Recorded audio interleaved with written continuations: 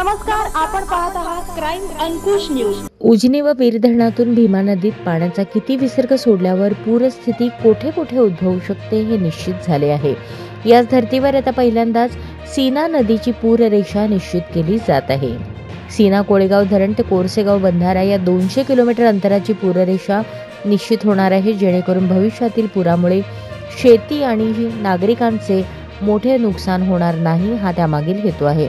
पावसाळ्यात पुण्यातून उजनी धरणात जेव्हा मोठ्या प्रमाणात विसर्ग येतो त्यावेळी संभाव्य पूरस्थितीचा अंदाज घेऊन उजनीतून कमी अधिक प्रमाणात भीमा नदीत विसर्ग सोडला जातो, त्यावेळी नीरेच्या पाण्याचाही विचार केला जातो। यंदाच्या पावसाळ्यात भीमा नदीकाठी 4 वेळा पूरस्थिती निर्माण झाली, पण नुकसान कोणाचेही झाले नाही।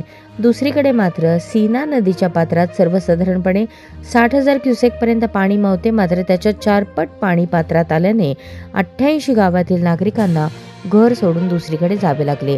भविष्यात अशी स्थिती उद्भवू नये यासाठी खबरदारी आता घेतली जात आहे। त्यासाठी GPS द्वारे सर्वे केला जात आहे। सीनेत किती विसर्ग सोडल्यावर कुठपर्यंत पाणी जाऊ शकते याचा अंदाज त्यातून घेतला जाणार आहे। त्यानुसार नदीकाठी ठराविक अंतरावर रेड व ब्ल्यू लाईन निश्चित केली जाणार आहे। या न्यूज चॅनलला लाईक करा, शेअर करा आणि सबस्क्राइब करा।